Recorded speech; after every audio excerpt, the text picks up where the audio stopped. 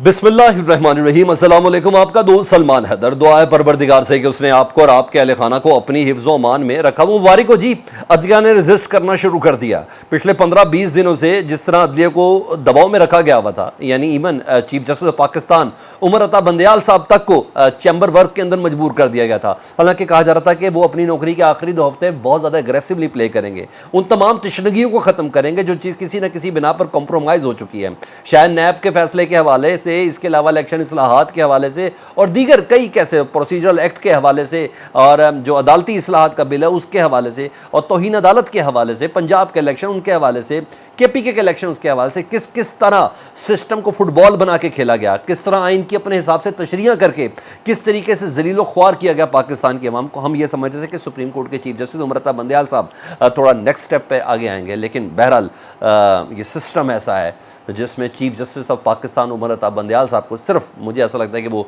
नैब इस्लाहात के हवाले से बिल का कोई फैसला दे तो दें, अदरवाइज़ वो मुस्तकिल तौर पर अगले इस हफ्ते के दौरान भी वो किसी भी बेंच का हिस्सा नहीं है। उन्होंने अपने आप को चैम्बर केस के अंदर, चैम्बर के कामों के अंदर महदूद कर लिया। लेकिन बहरहाल इस सारी सिचुएशन में मैं मुबारकबाद इसलिए पेश कर रहा हूँ कि शुक्र अल्हम्दुलिल्लाह अदलिया ने रजिस्ट करना शुरू किया है। जो एक तमाशा लगा हुआ ना, असल जंग जो है अदलिया और इदारों के बीच में, जी हाँ, उस तमाशे ने अब कार्रवाइयाँ संगीन कर दी हैं।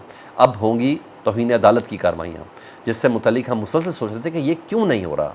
यानी कोई भी शख्स जुर्म करने से मुतल्लिक सोच रहा था, कोई भी शख्स कोई खिलाफ आइन काम करने से सोच रहा था कि कुछ मसला ही नहीं। अब तो सिस्टम ही इतना ज़बरदस्त हो गया है, जिसका जिस तरह जी चाहे वो अपनी मर्ज़ी के मुताबिक फ़ैसले करवा सकता है या अपनी मर्ज़ी के मुताबिक सिचुएशन को हैंडल कर सकता है। ये बाकायदा तौहीन अदालत की कार्रवाइयाँ शुरू हो गई थी। 2 ही अहम इशूज़ आज थे जो मैंने कहा, एक 2 बजे तक की कार्रवाई तो मैंने आपको बताई थी। लाहौर हाई कोर्ट ने परवेज़ इलाही केस में तौहीन अदालत की दरख्वास्त और गैर कानूनी हिरासत पर बड़ा फ़ैसला जारी कर दिया है। तौहीन अदालत साहब के हवाले से आईजी इस्लामाबाद के ख़िलाफ़ बाकायदा तौहीन अदालत की कार्रवाई इनिशिएट कर दी गई है। नोटिस जारी हो गए हैं। आईजी इस्लामाबाद, जिनको भी चंद रोज़ कबल 25,000 रुपये का जिन्होंने जुर्माना दिया था ईमान मज़ारी की वालदा शीरी मज़ारी को, अदालत के हुक्म की तामील ना करने पर, ये ACR के कलंक के टीके हैं इनके ऊपर। अब ये तौहीन अदालत की कार्रवाई बाकायदा आईजी इस्लामाबाद के ऊपर इनिशिएट कर दी गई है। और ये लाहौर हाई कोर्ट ने डिस्ट्रिक्ट एड सेशन जज अटक, जाहिर बात है अटक पंजाब की हदूद में आता है ना, तो लाहौर हाई कोर्ट की हदूद में आता है, उनको बाकायदा तौर पर बेलफ मुकर्रर किया। बेलफ कहते हैं बाजियाबी के लिए किसी को नाजायज़ गैर कानूनी हिरासत में रखा जाए, तो डिस्ट्रिक्ट एंड सेशन जज को एज अ बेलफ मुकर्रर कर दिया जी लाहौर हाई कोर्ट ने कि परवेज़ इलाही को अदालत में कल हर हालत में पेश करें। कोई शक नहीं, बड़ा फैसला है अब जिसका खमियाजा सब भुगते हैं। एक आवाज़ ही होती है ना, किसी ने चीख ही बुलंद करनी होती है। यहाँ तो चीखना तक भी मना था, यहाँ तो मार खाने के बाद सहलाना भी मना हुआ था। तो अब ये बड़ी बात है। जस्टिस अमजद रफ़ीक साहब की जानिब से अदालत में आज दोबारा समाअत हुई थी। 2 बजे तक की सारी कार्रवाई मैं पिछले व्लॉग के अंदर आपको बता चुका हूँ।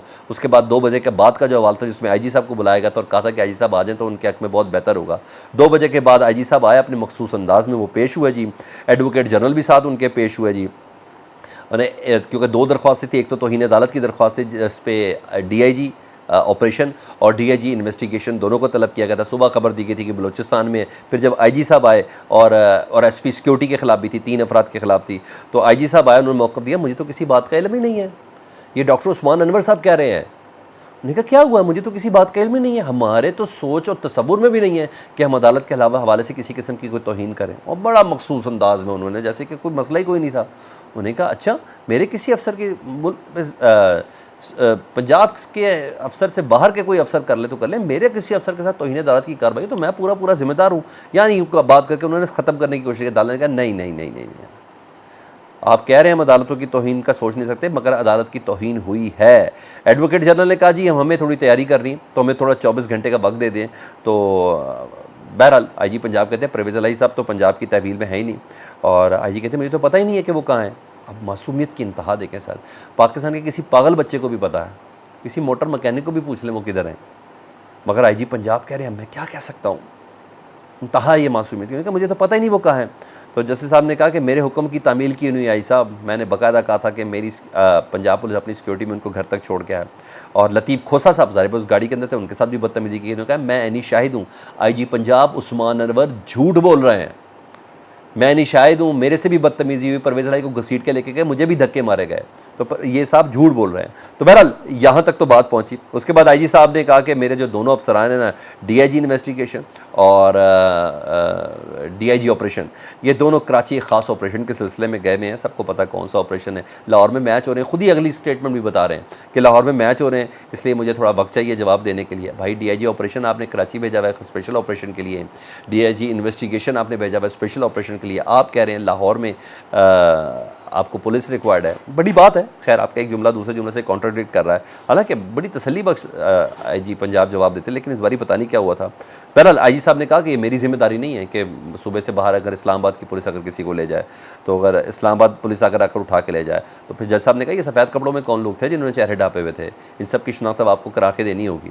तो बहरहाल ये सब कुछ हुआ और परवेज़ इलाही को पेश करने का हुक्म दे दिया अदालत ने कल हर हालत में, और उन्होंने कहा अटक जेल हमारे दायरे इख्तियार में आती है, और डिस्ट्रिक्ट एंड सेशन जज को एज अ बेलफ मुकर्रर किया है, और किसी की मजाल नहीं है अटक जेल के अंदर कि डिस्ट्रिक्ट एंड सेशन जज को रोक सके।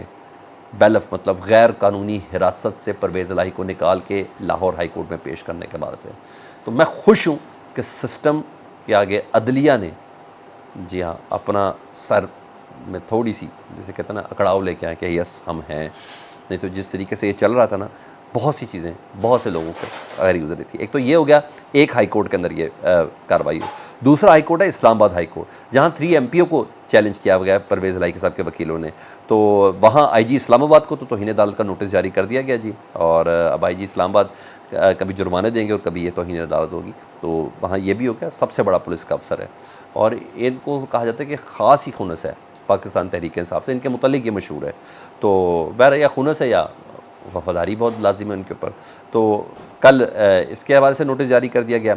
उधर इस्लामाबाद हाई कोर्ट में कल समाअत होगी 3 MPO के तहत, और जस्टिस तारिक महमूद जहांगीरी, आज दरख्वास्त है उस पर कोई एतराज़ है, जस्टिस तारिक महमूद जहांगीरी ने एतराज़ात भी ख़त्म कर दिए, और कल इस पर 3 MPO के तहत जिसमें परवेज़ इलाही साहब को गिरफ़्तार किया गया है, उसको चैलेंज कर दिया गया है। मतलब 2 हाई कोर्ट्स में एक ही फ़ैसला होगा। हाँ, 2 हाई कोर्ट्स के जजेस के पास, क्योंकि जहांगीरी साहब, तारिक महमूद जहांगीरी साहब ने भी तो बताना है ना कि परवेज़ इलाही को गिरफ़्तार करके इस्लामाबाद पुलिस जो लेके गई है वो लीगल है या इल्लीगल है, ये तारिक महमूद जहांगीरी साहब बताएंगे। उतनी देर में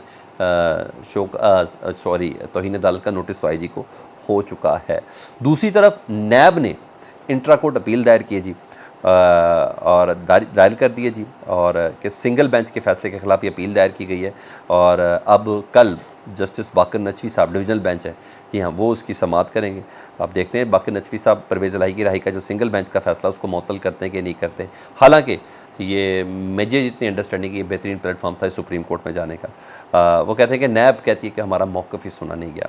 तो ये पेशरफ्त और इसलिए खुश आइंद है। देखते हैं बाकी जजेस इस पर क्या असर पकड़ते हैं, क्योंकि कुछ भी नहीं हो तो वकला की जो तहरीक है ना, वो अब बिल्कुल तैयार बैठी। कन्वेंशंस का आगाज़ हो चुके हैं, और वो भी बड़े तगड़े तगड़े कन्वेंशंस के सिलसिले में प्लान कर चुके हैं जी। अब देखें क्या होता है। एक कल है और एक 7 तारीख को है सुप्रीम कोर्ट बार का और पाकिस्तान बार का। लेट्स सी, देखें उसके बाद ये जजेस के सॉफ्टवेयर भी उसी तरह अपडेट हुए, पता चले ना मेरे हमारे पीछे कौन खड़ा है, तो फैसला करने में भी थोड़ी आसानी होगी। ये चीज़ है। दूसरा, हसानुल्लाह न्याज़ी के वालिद, जी हाँ, हफीज़ुल्लाह न्याज़ी, उन्होंने फ़ौजी अदालत में अपने बेटे की जो तहवील है, फ़ौजी अदालत में अपने बेटे की जो तहवील है, उसको चैलेंज कर दिया जी सुप्रीम कोर्ट में, और उन्होंने कहा मिलिट्री कोर्ट ही नहीं सही, मिलिट्री कोर्ट में चैलेंज करने का है ही नहीं, और ये बुनियादी इंसानी हकूक़ की खिलाफ वर्जी है। और हफीज़ुल्लाह न्याज़ी साहब बहुत बड़े नाक़िद हैं जी इमरान खान साहब के, और बहुत प्रो नून लीग चलते हैं, बहुत ज़्यादा है। मगर जब बेटे की बात है ना, तो चीज़ें सिस्टम भी समझ आ रही है। शायद अगर बेटा ना होता तो अभी तक जितने भी लोग फ़ौजी अदालतों के अंदर हैं उनको जस्टिफाई वो कर रहे थे, मगर बेटे ने भी कोई कम नहीं ना, यूनिफॉर्म टांगी थी, तो इसलिए जवाब तो उनको देना है। दूसरा, सैफ़र केस की जुमरात तक मैंने आपको बताया समाअत मुलतवी कर दी गई है, क्योंकि जज साहब हैं अबुल हसनान ज़ुल्कुरनैन साहब, इस बार उनकी बेगम बीमार हैं, क्योंकि वो ख़ुद बीमार नहीं हो सकते, क्योंकि उन्होंने कहा था कि मैं दिलावर नहीं, मैं दिलेर हूँ। फीडबैक से मुतल्लिक़ ज़रूर आगाह कीजिएगा। अपना बहुत ख्याल रखें। अल्लाहुम्मा सल्ली अला मुहम्मद व आले मुहम्मद।